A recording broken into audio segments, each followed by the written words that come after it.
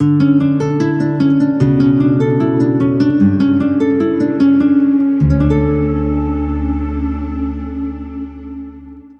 کے جلالی اور بابرکت نام میں آپ سب کو میرا سلام۔ امید ہے کہ آپ سب خیریت سے ہوں گے، مسیح ایمان میں، پاکیزگی میں، اس کے جلال میں خوب ترقی کر رہے ہوں گے۔ کیا آپ سب خدا کا کلام سننے کے لیے تیار ہیں؟ آج سے تقریباً 2000 سال پہلے جب یسوع مسیح آسمان پر اٹھائے گئے تو یسوع مسیح نے ایک وعدہ کیا، ایک گارنٹی دی، ایک شیورٹی دی۔ وہ گارنٹی آپ کے سامنے پڑھنا چاہوں گا۔ یوحنا کی انجیل اس کا 14واں باب اور اس کی 16ویں آیت۔ خدا کے کلام میں یوں مرقوم ہے، اور میں باپ سے درخواست کروں گا تو وہ تمہیں دوسرا مددگار بخشے گا کہ ابد تک تمہارے ساتھ رہے۔ آمین۔ یسوع مسیح اس بات سے بخوبی واقف تھے کہ ایک ایماندار کو، ایک مسیحی کو زمین پر زندگی گزارنے کے لیے ایک مددگار کی ضرورت ہے، ایک اسسٹنٹ کی ضرورت ہے، ایک رہنما کی ضرورت ہے۔ یہی تو وجہ ہے کہ یسوع مسیح اس بات کی تسلی دیتے ہیں، شیورٹی دیتے ہیں کہ میں جاتا ہوں اور تمہارے لیے مددگار بھیجتا ہوں۔ خدا سے درخواست کرتا ہوں کہ وہ تمہارے لیے ایک مددگار بھیجے، کیونکہ مجھے اور آپ کو اس زمین پر زندگی گزارنے کے لیے مدد کی ضرورت ہے، اور میرا اور آپ کا مددگار ہمیشہ ہمارے ساتھ ہے، جو اب تک تمہارے ساتھ رہے گا۔ سوال یہ ہے کہ ہم نے اس مددگار سے کتنی مدد مانگی ہے۔ ہم اپنے رشتہ داروں سے، عزیزوں سے، دوستوں سے، بہن بھائیوں سے، اپنے والدین سے تو مدد مانگتے ہیں، لیکن اس مددگار کے لیے جس کو خداوند یسوع مسیح نے میری اور آپ کی اسسٹنس کے لیے، مدد کے لیے بھیجا ہے، ہم نے اس سے کتنی مدد مانگی ہے۔ یقین کریں، جب ہمارے اپنے عزیز، اپنے بہن بھائی، اپنے دوست ہماری مدد کرتے ہیں تو ایک ٹائم ایسا آتا ہے کہ وہ جتا دیتے ہیں، بتا دیتے ہیں کہ فلاں جگہ پر میں نے تیری مدد کی تھی، ہیلپ کی تھی۔ جب سیم بھائی کا ایکسیڈنٹ ہوا تو ان کی ٹانگ جو تھی وہ فریکچر ہوگی، ٹوٹ گئی، انہیں ہاسپٹل لے کر گئے تو ان کے اپنے عزیز ان کے ساتھ ہاسپٹل میں رہے۔ جب ان کے ساتھ تھوڑی بات بگڑی تو انہی عزیز نے ایک ٹائم پر انہیں کہا کہ ہم نے تو تیری فلاں جگہ پر مدد کی تھی، ہیلپ کی تھی۔ ہمارے اپنے عزیز جنہیں ہم اپنا دوست سمجھتے ہیں، عزیز سمجھتے ہیں، اپنے بہن بھائی سمجھتے ہیں، ایک ٹائم آتا ہے جب بات بگڑتی ہے تو وہ جتا دیتے ہیں، بتا دیتے ہیں، لیکن پاک روح جو ہے وہ بھیجا ہی اس لیے گیا ہے کہ میری اور آپ کی مدد کرے، ہماری رہنمائی کرے۔ مشکل ٹائم میں، ٹف ٹائم میں وہ کبھی جتاتا نہیں ہے، بتاتا نہیں ہے، بلکہ وہ مدد کے لیے تیار رہتا ہے۔ زبور نویس کہتا ہے کہ میں اپنی نظریں جو ہیں وہ پہاڑوں کی طرف لگاؤں گا، آسمان کی طرف لگاؤں گا، خدا کی طرف لگاؤں گا۔ میری کمک آسمان سے آئے گی، میری مدد نو رب آپے آیا جس نے دھرتی آکاش بنایا۔ میری اور آپ کی مدد کے لیے خدا آتا ہے، میری اور آپ کی مدد کے لیے الہی زادہ آتا ہے، میری اور آپ کی مدد کے لیے فرشتے آتے ہیں، میری اور آپ کی مدد کے لیے یسوع مسیح نے ایک مددگار بھیجا ہے، یعنی کہ روح القدس۔ وہ ہمیشہ ہماری مدد کے لیے تیار رہتا ہے۔ ڈاکٹر بلی گرام اس بات کا دعویٰ کرتے ہیں اور میں 100% ان کے دعوے کے ساتھ ایگری کرتا ہوں۔ یہ کہتے ہیں ایک مسیح جو ہے وہ روح القدس کی معموری کے بغیر ترقی ہی نہیں کر سکتا، گرو نہیں کر سکتا، پروسپر نہیں ہو سکتا، اور یہ بات حقیقت ہے۔ روح القدس کی معموری کے بغیر ہم ویلڈ اور مؤثر دعائیں نہیں کر سکتے۔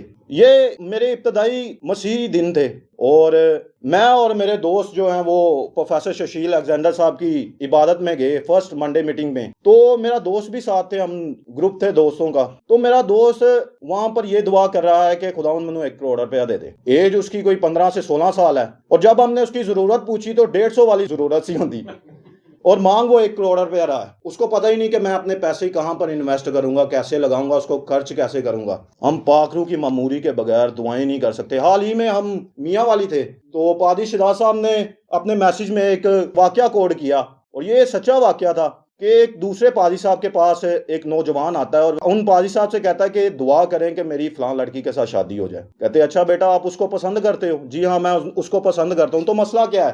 مسئلہ یہ ہے جی میری فیملی نہیں مان رہی۔ تو بیٹا کیوں نہیں مان رہی؟ وہ لڑکی جو ہے وہ غیر مسیحی ہے۔ او مائی گاڈ، غیر مسیحی لڑکی کے لیے وہ دعائیں کر رہا ہے اور کروا رہا ہے، روزے رکھ رہا ہے، آنسو بہا رہا ہے۔ خدا غلط دعاؤں کا کبھی جواب نہیں دیتا، ایسی دعائیں جو خدا کے کلام کے، اپنے کلام کے اگینسٹ ہیں۔ بائبل بڑے واضح طور پر کہتی ہے نہ ان کے بیٹے لینا اور نہ ہی ان کی بیٹیاں، نہ اپنی بیٹیاں دینا، نہ اپنے بیٹے ان کو دینا۔ یہ ایک لائن ہے، ایک دیوار ہے جس کو پار ہم نہیں کر سکتے، بڑے واضح طور پر لکھا ہے۔ اگر ہم خدا کے کلام کو پڑھیں، اگر ہم پاک روح سے معمور ہوں تو ہمیں اندازہ ہو کہ ہم نے دعائیں کیا کرنی ہیں، کس طرح کی دعائیں کرنی ہیں۔ خدا ہماری دعاؤں پر کان لگاتا ہے، وہ ہمیشہ ہماری دعاؤں کو سنتا ہے۔ میں اکثر یہ ایگزامپل دے چکا ہوں، اور یہ بڑی ویلڈ ایگزامپل ہے۔ ایک پیرنٹس ہے، ان کے ساتھ بچہ ہے، بچہ چھوٹا ہے، وہ ٹیبل کے سامنے بیٹھے ہوئے ہیں، اور ٹیبل کے سامنے ایک نقصان پہنچانے والی چیز ہے، جیسے چھری ہے، بلیڈ ہے، چاقو ہے۔ وہ اس سے کھیلنا چاہ رہا ہے، اور کیا آپ اس کو اجازت دیں گے کہ وہ اس چیز کے ساتھ کھیلیں؟ कभी इजाजत नहीं देंगे, क्योंकि वो बच्चा तो नहीं जानता कि ये चीज उसके लिए नुकसानदेह है, वो तो खेलना चाहता है, लेकिन आप बाखूबी जानते हैं कि अगर ये इसके साथ खेला तो इससे नुकसान हो सकता है। अगर वो रोए, आंसू बहाए, हाथ पांव मारे, तो क्या अब उसको अलाउ करेंगे आप कि वो खेल ले इसके साथ, कुछ देर के लिए खेल ले? नहीं, हम नहीं अलाउ करेंगे, क्योंकि ये चीज उसके लिए नुकसानदेह है। वो चीजें जो आपके लिए नुकसानदेह हैं, खुदा कभी अलाउ नहीं करेगा कि आपकी जिंदगी में वो मुदाखलत करें, इंटरफेरेंस करें। खुदा कभी भी वो चीजें जो आप गलत खुदा से मांग रहे हैं, दुआएं कर रहे हैं, रोजे रख रहे हैं, खुदा उन दुआओं का जवाब नहीं देगा। हमने अक्सर अपनी मिनिस्ट्री से ये इस बात की मुनादी की है, खुदा का कलाम हमारी दुआओं को मजबूत करता है, हमें वैलिड दुआएं करना सिखाता है, मौसर दुआएं करना। जब हम खुदा के कलाम को पढ़ते हैं तो हमें अंदाजा होता है हमने खुदा से मांगना क्या है।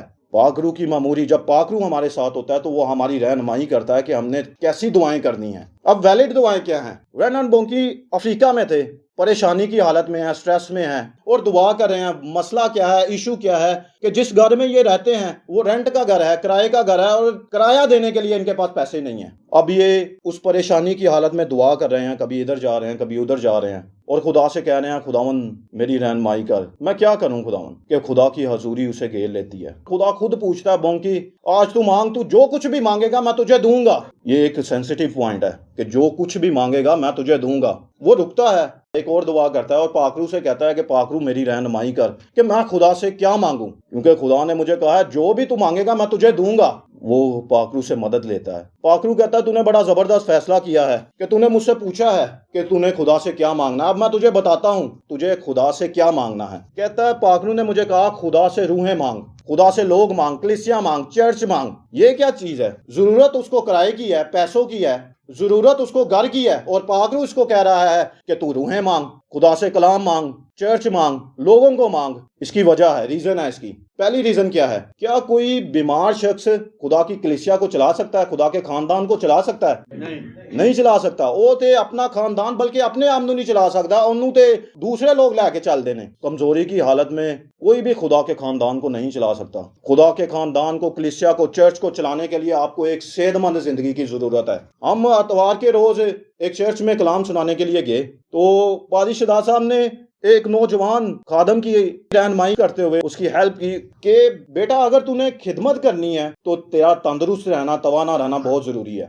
वो पासे जो था उसने एक्स्ट्रा वजन उठाया हुआ था, ये नहीं है कि उन्हें इट्टा चुकियां सी, उसने एक्स्ट्रा वेट उठाया हुआ था, उसका वेट बहुत ज्यादा था, उसके ऊपर काफी फैट चढ़ा हुआ था। भाई साहब ने उसको बताया कि एक टाइम आएगा कि तेरी बॉडी जो है वो बगावत करेगी तेरे साथ, तू मुख्तलिफ बीमारियों में या कमजोरियों में भी जा सकता है अगर तूने इस पर काबू ना पाया तो। अगर तुझे खिदमत करनी है तो तुझे तंदुरुस्त और तवाना रहना जरूरी है। ये वजह थी कि पाकरू ने रेनन बोंकी को इस बात के लिए कहा कि तू ये दुआ करके खुदा से रूहों को मांग, चर्च को मांग। जब तू रूहों को मांगेगा, चर्च को मांगेगा, तो खुदा तुझे एक सेहतमंद जिंदगी देगा जो कि हर इंसान की जरूरत है। दूसरी इसकी वजह क्या है? क्या खुदा का घर जो है वो पैसों के बगैर चल सकता है?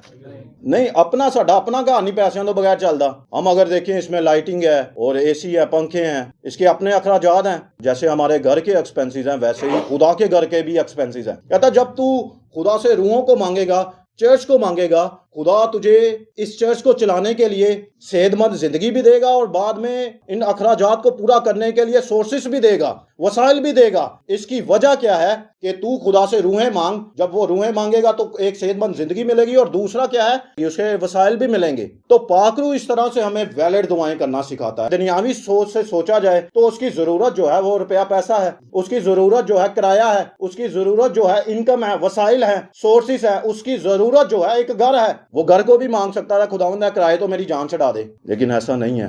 पाकरू ने से एक वो पॉइंट दिया जो उसके लिए और उसके आने वाले फ्यूचर के लिए जरूरी था। पाकरू के बगैर हम वैलिड दुआएं नहीं कर सकते, और खुदा गलत दुआओं का कभी जवाब नहीं देता। एक शख्स आसमान पर गया और उसे आसमान की सैर करवाई गई। वो एक ऐसी जगह पर पहुंचा जहां पर सोने के बॉक्सेस पड़े हुए थे। उसने जब पूछा कि खुदावंद इसके अंदर क्या है, तो उसे बताया गया कि इसके अंदर मेरे लोगों की उन दुआओं का जवाब है जो अभी तक उन्होंने मांगी ही नहीं है। आज हमें दुरुस्त दुआएं करने की जरूरत है। एक राइटर तो ये भी कहता है कि खुदा तब तक हरकत में नहीं आता जब तक ईमानदार चर्च या कलीसिया दुआ नहीं करती। सो हमें दुआएं करने की जरूरत है, वैलिड दुआएं, मौसर दुआएं, اور یہ مؤثر دعائیں ہمیں خدا کے کلام کے پڑھنے سے پتہ چلیں گی، اور دوسرا پاک روح ہماری رہنمائی کرے گا۔ ہمیں ضرورت ہے پاک روح کے ساتھ ٹائم سپینڈ کرنے کی، تاکہ وہ ہماری رہنمائی کرے، ہمیں گائیڈ کرے۔ پاک روح کے بغیر آپ خدا کے کلام کو نہیں سمجھ سکتے۔ بے شک یہ کلام جو ہے یہ آپ کی اپنی لینگویج میں ہے، یہ آپ کی اپنی زبان میں ہے، آپ کی مادری زبان میں ہے، آپ کی مدر لینگویج میں ہے، لیکن پاک روح کی رہنمائی کے بغیر آپ اس کو انڈرسٹینڈ ہی نہیں کر سکتے۔ میں اس بات کا دعویٰ کرتا ہوں، آپ اس کو مس انڈرسٹینڈ کر سکتے ہیں، لیکن ایک انڈرسٹینڈنگ کے ساتھ آپ اس کو تب تک نہیں سمجھ سکتے جب تک آپ پاک روح کی سپرویژن میں نہیں آئیں گے۔ جس قدرت کے ساتھ یہ لکھا گیا ہے، جس پاک روح کی سپرویژن کے ساتھ خدا کا کلام لکھا گیا ہے، جب آپ اسی پاک روح کی سپرویژن میں آئیں گے تبھی وہ آپ کو اس کی انڈرسٹینڈنگ دے گا۔ ایک وزیر ہے، وہ پڑھا لکھا شخص ہے، اور ایک اپنے ملک پر ایک بڑے عہدے پر فائز ہے، ایک بڑے عہدے پر اپنی سروسز دے رہا ہے، سمجھدار ہے، اس نے بڑے بڑے فیصلے کیے ہیں، لیکن جب یہ صحیفے کو پڑھتا ہے اسے سمجھ نہیں آتی، لیکن یہ بس یہ پڑھی جا رہا ہے۔ کچھ لوگوں کا یہی حال ہے کہ وہ خدا کے کلام کو بغیر انڈرسٹینڈنگ کے پڑھی جاتے ہیں۔ بس ہمیں اس کو سمجھنے کی، ہمیں اس کو انڈرسٹینڈنگ کرنے کی ضرورت ہے۔ سچائی سے واقف ہو تبھی یہ تمہیں آزاد کرے گی۔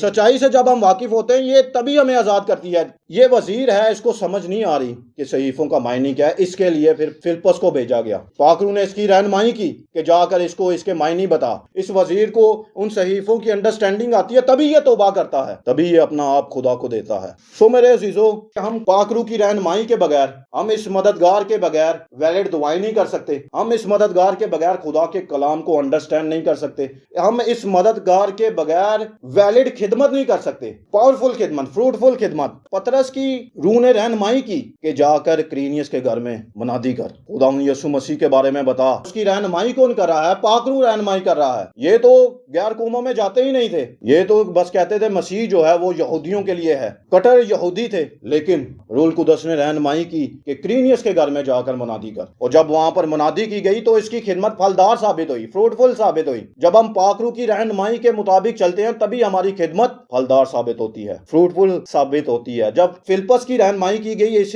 وزیر کے تعلق سے تو اس کی بھی خدمت پھلدار ثابت ہوئی، اس نے بھی توبہ کی تھی۔ سو ہمیں پاک روح کی رہنمائی میں آگے بڑھنا ہے۔ ہم دیکھتے ہیں اعمال کی کتاب میں پاک روح نے رہنمائی کی کہ برناباس کو اور ساؤل کو میرے لیے اپوائنٹ کرو، مسا کرو، انائنٹ کرو، یہ میری خدمت کریں گے۔ اور ہم یہ فیصلہ دیکھتے ہیں کتنا موثر رہا۔ اس ساؤل کو خداوند یسوع نے کنورٹ کیا اور اسے پالوس بنایا، پھر اس کو رسول بنایا، رسول اعظم بنایا، یہ رائٹر بنا، اس نے بہت سی کلیسیاں تعمیر کی اور ایک بائبل کا بڑا حصہ اس نے لکھا۔ پاک روح کی مموری کے بغیر ہم ترقی نہیں کر سکتے، پاک روح کی اسسٹنس کے بغیر، اس مددگار کے بغیر ہم نہ ویلڈ دعائیں کر سکتے ہیں، نہ ویلڈ خدمت کر سکتے ہیں، اور نہ ہی خدا کے کلام کو انڈرسٹینڈ کر سکتے ہیں۔ یہ ورس میں آپ کے سامنے دوبارہ پڑھنا چاہوں گا، اور میں باپ سے درخواست کروں گا تو وہ تمہیں دوسرا مددگار بخشے گا کہ ابد تک، کب تک جی؟ ابد تک تمہارے ساتھ رہے۔ پرانے عہد نامہ میں ہوتا کیا تھا؟ پاک روح اترتا تھا اور اپنا کام کر کے چلا جاتا تھا۔ نئے عہد نامہ میں پاک روح ہمارے ساتھ رہتا تھا، لیکن اب جو خوشی اور شادمانی کی بات ہے، عید پینتیکوست کے بعد پاک روح ہمارے اندر رہتا ہے، وہ ہمارے ساتھ رہتا ہے اور ہماری مدد کے لیے ہمیشہ بیدار رہتا ہے۔ سو ہمیں اپنی زندگی پر غور کرنے کی ضرورت ہے۔ میری دعا ہے کہ آپ اپنی زندگی کا ہر ایک کام پاک روح کی سپرویژن میں کریں۔ خداوند آپ کو برکت دے، آمین۔